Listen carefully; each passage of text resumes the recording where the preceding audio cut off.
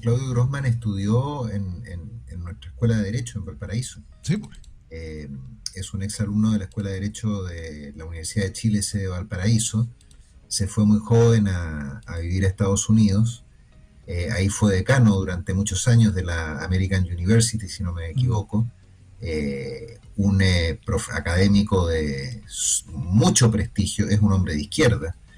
Y fue fundamental, por ejemplo, en la causa que tuvimos con Bolivia hace poco tiempo, Sí. y que nos fue bastante bien. Yo creo que es uno de los juristas más importantes que tiene hoy día el país a nivel internacional, si no el más importante. Antes ese papel puede haberlo ocupado Francisco Rego, que fue juez, si no me equivoco, del Tribunal Internacional de La Haya, eh, y ahora se frustra esta posibilidad.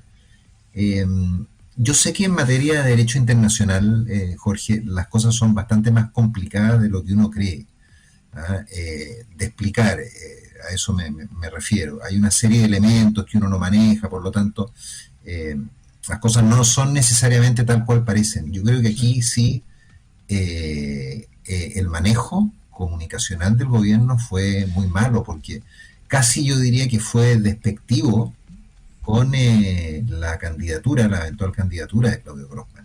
Ahora, tengo Eh, entendido que este rechazo, digamos, ya oficial, que ya circula por todos lados, sí, por todos los medios, digamos, tengo entendido, me puedo equivocar, no ha sido comunicado oficialmente, porque estaban esperando terminar ahí la reunión que tienen, digamos, con Francia Márquez, que es la vicepresidenta de Colombia, ¿no es cierto?, que está de visita, estaba en La Moneda, y a partir de eso iban a hacer digamos, un encuentro punto virtual, plaza. digamos, ¿Ya? para comunicarle y decirle por qué se toma esa decisión. Entonces, imagínate, sale por todos los medios, puedo estar equivocado, ¿ah? Pero esa es la información que recibí. Entonces, sale por todos los medios, ya es oído de todo, digamos, esta información, y todavía Claudio Grossman no tiene la certeza, digamos, del por qué. Me imagino que se darán consideraciones especiales, digamos, para rechazar, digamos, esta posibilidad de la Corte Internacional de Justicia de La Haya. Sí, ahora parece ser que lo hicieron oficial, ¿eh? Ya, perfecto. Ya, o sea, se le habrá comunicado, ¿no? Eso en definitiva. A él no lo sé, Es que pero ese era ya el hay tema, pues lamento. estaban esperando terminar las reuniones con Ya, la vicepresidenta de Colombia para hacer un efectivamente, enlace virtual. estaban en reunión con ella, sí. Sí. Eh, bueno, entonces a lo que yo iba, en materia de relaciones exteriores hay una serie de normas no escritas, eh, de comportamientos, de conductas, de tradiciones. Se dice que cuando un país pierde a uno de sus representantes lo debe reemplazar otro del mismo país, por ejemplo. Mm. Yo no es un área en la que yo tenga demasiado manejo, por eso estoy en base a suposiciones, que podría ser una de las razones por las que no se apoyó la postulación.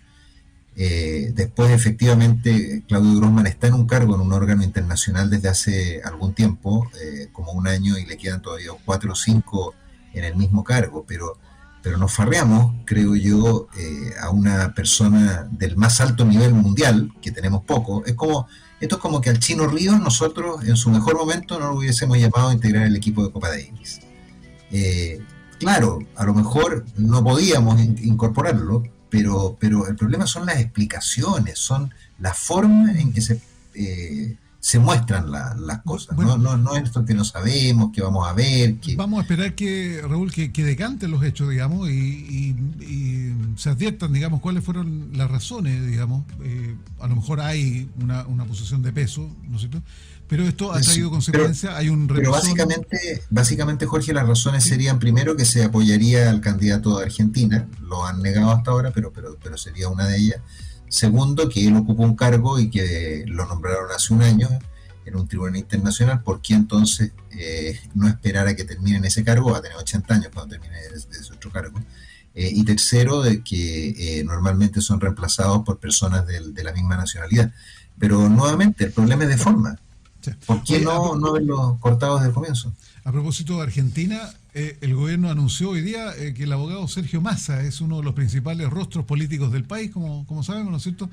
Es ahora el presidente de la Cámara de Diputados y será el nuevo ministro de Economía el tercero en menos de un mes, po. El tercero en Sí.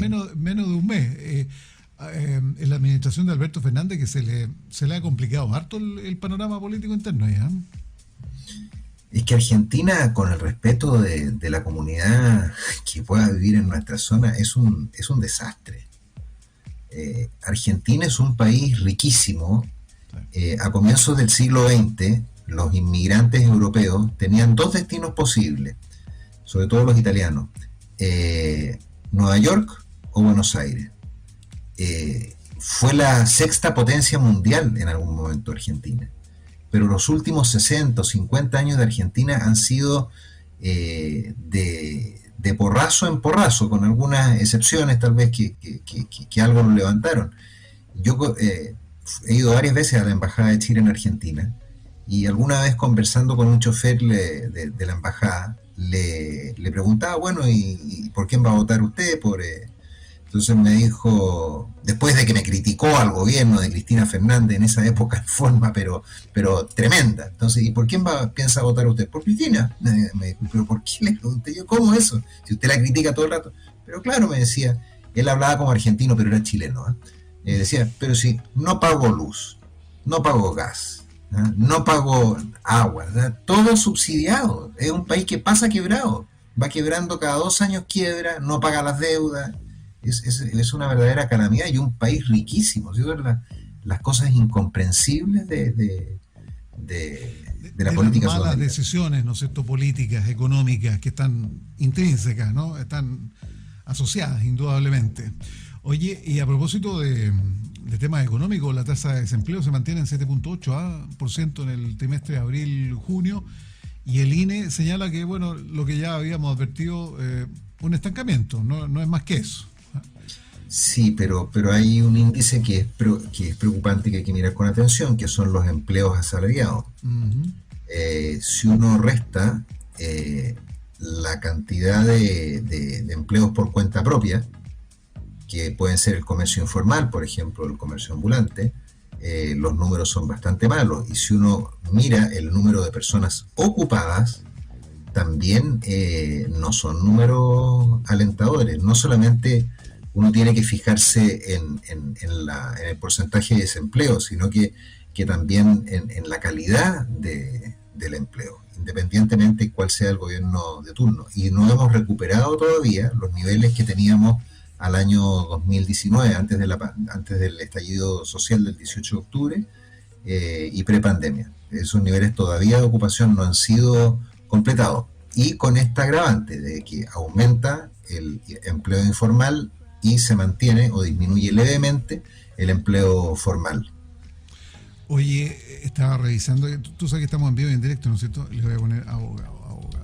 Otra vez cometí el error porque no lo grabé, entonces dejé el GC antiguo y te aparecía como convencional constitucional y estaba cayendo en un error garrafal. Ex convencional constitucional, abogado Raúl Celis, que está en contacto con nosotros en este Ponte Online. Lo corregí sobre la marcha, no me había dado cuenta. ¿Viste? Pero Yo tampoco. somos humanos. Oye, bueno, ¿cómo va la política? ¿Cómo ves tú el desempeño, los cambios, las advertencias? Los cambios me refiero a las comunicaciones, ¿no es cierto? Que se dice algo sobre Yaitul y después se gira, y eso ha sido también motivo también de alguna señalización, ¿no es cierto?, punzante hacia el gobierno, ¿no es cierto?, que está girando, que hace algunos cambios, que abandona una posición y que en el fondo no tiene solidez claro, en las decisiones. Yo estoy tomando, ¿no es cierto?, obviamente las opiniones de este lado, de la derecha, centro derecha, ¿no es cierto?, con las críticas. ¿Qué opinas de eso? ¿Corroboras, digamos, esta posición? 100%. Sí, la izquierda tiene un problema con la violencia enorme. Son incapaces de condenarla, quedan como paralizados frente a un problema de violencia y por eso la han manejado tan mal. En el caso de las declaraciones de Yaitul, claro, ocurrió una cuestión que es completamente absurda en cualquier gobierno. Esto no se trata de que sea un gobierno de izquierda, que sea un gobierno de derecha. las declaraciones de él eran tremendas. Y yo ya lo había dicho a propósito de otras declaraciones hace un tiempo, yo creo que contigo, de otras declaraciones yo había dicho, pero cuidado, si esas son amenazas, no son simples declaraciones. Bueno, aquí repitieron la misma historia de hace un par de meses. El gobierno inicialmente no, son declaraciones. O sea, si yo digo voy a quemar Viña, voy a no sé, a matar a cientos de personas, voy a incendiar el Congreso. Eso no son declaraciones, mucho más que declaraciones, eso son amenazas, y las amenazas son un delito. Y el gobierno fue errático una vez más. Lo mismo que pasa con el estado de excepción constitucional de emergencia, que no está en la actual constitución, en el proyecto de constitución política, y que el gobierno ha tratado a como dé lugar de decir no, es que es un estado de excepción, pero acotado. No, que yo quiero aprobar la infraestructura crítica para no tener que aplicar el estado de emergencia. Y ahora con este chamullo que es realmente absurdo de decir no, si el estado de catástrofe que nosotros establecimos en la nueva constitución reemplaza al estado de emergencia. Y yo digo, bueno, ¿y para qué no aplican el estado de catástrofe que está hoy día en la constitución política, si es así? Están todas las actas que te dicen lo contrario, o sea, una cosa... Oye, esto de la violencia, tú sabes que son escaladas y son sumamente preocupantes. La violencia verbal también encierra de manera indirecta una violencia que puede desencadenar conflictos muy graves, ¿no es cierto? Lo que ha pasado con el empresario Osornino, ahí hay un repudio transversal, ¿no es cierto? Y absolutamente... Sí, bueno, ahí me llamaron prácticamente de inmediato cuando se produjo eso de unas radios de Santiago, y yo lo condené, o sea, en forma inmediata. No hay margen para no condenar una cosa de ese tipo, ¿no? Que me alegraba, dije que la Fiscalía hubiese tomado las medidas en forma bastante rápida, y que ninguna, y en eso fui bastante claro, que ninguna de estas acciones, independientemente de quién provengan, uno las puede siquiera tratar de explicar. Ahí lo que procede es la condena a las declaraciones, la solidaridad con las personas que se ven afectadas, aquellas que en este caso fueron amenazadas de asesinato, y esperar, claro, que los tribunales establezcan la verdad judicial, pero la condena tiene que ser inmediata. Y ese es el problema de la izquierda, que la violencia para ellos es una cuestión que no saben manejar. No, yo no entiendo por qué ese pánico tan arraigado en la izquierda. Oye, Raúl, ahora con respecto al ex director a esta altura, ¿no es cierto?, del Instituto Nacional de Derechos Humanos, ¿qué te parecieron sus declaraciones, Sergio Mico, que estuvo claramente en vitrina y que lo pasó realmente mal, ¿no es cierto?, a juicio de sus declaraciones? Leíste, porque había las 7 primeras verdades, era un hilo en Twitter, y fue analizando, y bueno, y esto obviamente abrió repercusión, abrió debate, pero la postura era muy clara y fue súper complicado, digamos, entender su verdad. ¿Qué opinas de eso? Yo no lo conozco personalmente, creo que estuvimos un par de veces, pero muy casualmente juntos con Sergio, pero sí tenemos un amigo en común, que es muy amigo mío y muy amigo de él, y él me manda recados y yo le mando recados, por lo tanto creo tenerlo bien tasado a Sergio Mico, y a mí me parece una persona muy valiosa, bastante equilibrada en sus juicios. Creo que para el Instituto de Derechos Humanos era un lujo haber tenido una persona como Sergio Mico. Él condenó violaciones a los derechos humanos después del 18 de octubre del año 19, pero dijo que no eran sistemáticas las violaciones, lo que es obvio, que no eran sistemáticas. Y ahí pagó un precio carísimo, y ese precio fue la toma del Instituto de Derechos Humanos por más de 6 meses, me parece que fueron, ¿no? O alrededor de 6 meses. Lo resolvieron sin considerarlo a él, Y ahora lo único que querían era sacarlo, pero yo todos los antecedentes que tengo de Sergio Mico como académico, como persona, son muy, muy positivos. Siempre he oído hablar bien de Mico, de Sergio. Ahora, claro, a esta altura, con la distancia que te da el tiempo, se van conociendo algunos antecedentes y uno se da cuenta que metida en la vorágine social, política del momento, uno podría haber estado expuesto a muchas cosas, porque Sergio lo dice en algún momento de la entrevista que le hizo la Radio de Agricultura. Señalaba, ¿no es cierto?, que alguna declaración, digamos, con mayor firmeza, abiertamente declarando que el gobierno era partícipe, era activamente tomador de decisiones en torno a la violación a los derechos humanos que se estaban ejecutando, porque fueron así, ¿no es cierto?, en algunos casos por parte de la policía, de los uniformados, ¿no es cierto?, en la calle. Esto podría haber significado que hubiera llegado, ¿no es cierto?, una patota de gente ahí a la moneda, ¿no es cierto?, y a tomarse la moneda. A tomarse la moneda, y pudiese realmente haber, digamos, anda a saber tú qué consecuencias haber tenido o haber sido anotadas. Es muy complicado esta situación que se dan y aquí es donde Sergio Mico actuó de una manera, ¿cómo podríamos decir?, noble, atendiendo a la realidad, atendiendo templadamente, con templanza. Claro, ¿Cómo que podríamos decir que se actuó ahí? Es que yo creo que él es una persona muy equilibrada.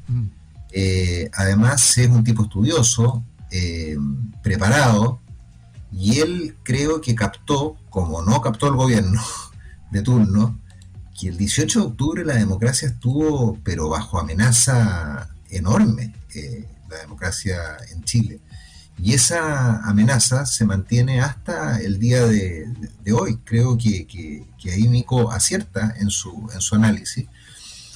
Mico es una persona intelectual, se rodea de grupos de intelectuales de primer nivel nacional. Por lo tanto, él no es una persona que vaya a improvisar, que vaya a lanzar juicios sin haberlo meditado, conversado con otras personas.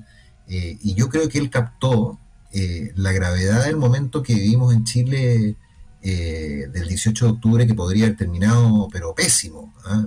Pésimo, con muchas variables, con muchos muertos, y eso no ocurrió. Se dio una salida institucional, buena, mala, pero se dio una salida institucional, lo que no es tan común en Sudamérica, y a mí lo que me parece es que él es un hombre, yo diría, muy rescatable, como pocas personas en la actividad pública. Me consta que él, por ejemplo, dudó mucho de aceptar el cargo, porque él tenía un buen trabajo. Y ahí me hicieron algunas consultas de cómo podía no perder el cargo en el que se desempeñaba. Di algunas opiniones que me imagino que se las entregaron, pero a lo que voy es que él no tenía ninguna necesidad de aceptar ese cargo. Él estaba trabajando muy bien en una universidad. Es un tipo noble, es un tipo de muy buena tela, es un tipo equilibrado. Yo tengo una muy buena impresión de él. Es poca la gente en política que actúa como Sergio Mico. Ponderado. Oye, ¿hay intervencionismo por parte del Estado, del gobierno actual, de la actual administración de Gabriel Boric? Sin ninguna duda, po. Sin ninguna duda, si la Contraloría General de la República está instalada en la Secretaría General de Gobierno, no para turistear o para mirar. Si no es el gobierno, ¿quién hace esa labor, digamos, informativa? Alguien dirá, entre comillas.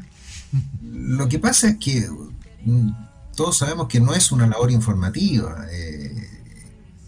Todos vimos esa escena, ¿verdad?, del parlamentario Soto, que cuenta que va saliendo de la Moneda, donde trataron la elección plebiscitaria y cómo trabajar el apruebo. Eso es una cuestión que fue nacional.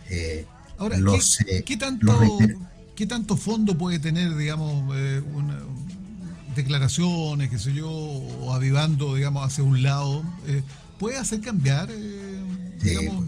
la Claro, decisión, ¿sí? claro, claro. Si uno ve a todo esto, el instructivo de la Contraloría es muy bueno. Yo lo leí completo y se refiere a varios elementos. No es solamente hacer campaña con banderazos. La ocupación de medios fiscales, de tiempos, de horarios, ¿ah? O sea, es mucho más complejo y lo califica como una falta a la probidad. Eso es súper grave, porque la falta de la probidad muchas veces están sancionadas con la destitución. ¿Ah? Es una de las faltas más graves eh, que se pueden imponer. Entonces, la Contraloría ahí yo creo que ha actuado bien en el sentido de que el instructivo es muy bueno, pero tú no me preguntabas por el instructivo. Claro. Oye, pero ¿qué puede pasar? ¿Qué puede pasar? Digamos, ¿cuál es el escenario? Ponte tú que la Contraloría efectivamente, y se supone que esto va a ser antes del 4 de septiembre, después no tendría ninguna razón, digamos, se puede entender, ¿no? ¿Qué pasaría en ese escenario? ¿Qué puede advertir? ¿Qué puede hacer en términos legales la Mira, Contraloría? lo que va a pasar, lo que yo creo que va a pasar, eh, es a ver, hay una gran utilidad en lo que está haciendo la Contraloría, que va a significar un parelé a otras dependencias que se vean tentadas en hacer lo mismo. Aquí en Valparaíso, por ejemplo, el alcalde Charp tenía prevista una serie de actividades supuestamente educativas de la Constitución y las tuvo que suspender. Entonces ya ese solo hecho de la presencia de la Contraloría a mí me parece positivo. ¿En qué se traducen estas cosas en la práctica? En sumarios administrativos. Por los plazos, por supuesto, esos sumarios es imposible que queden tramitados Ujú. antes del plebiscito. Entonces, yo diría que más bien el gesto de la Contraloría, que no se había Más dado formalidad. años, ¿ah? Es para decir, momentito, ustedes no pueden hacer esto porque se están arriesgando a que yo les siga un sumario y masivamente aplique medidas de destitución como no ha ocurrido nunca, si no me equivoco, a nivel ministerial desde el retorno a la democracia. Y si hay delitos, porque también pueden descubrir la presencia de delitos, pasan los antecedentes, derivan los antecedentes al Ministerio Público para que interponga las querellas que correspondan. Ya, pero no creo Pero que con haya los agua de, para ese puente a esta altura. No, pero el gesto de No, la sí. Contraloría a mí me pareció súper Sí, bueno, claro, Jorge. súper válido y le corresponde, le compete. Oye, llegamos a la media hora, nos pasamos, pues, como siempre, Raúl, ¿eh? Buena conversación.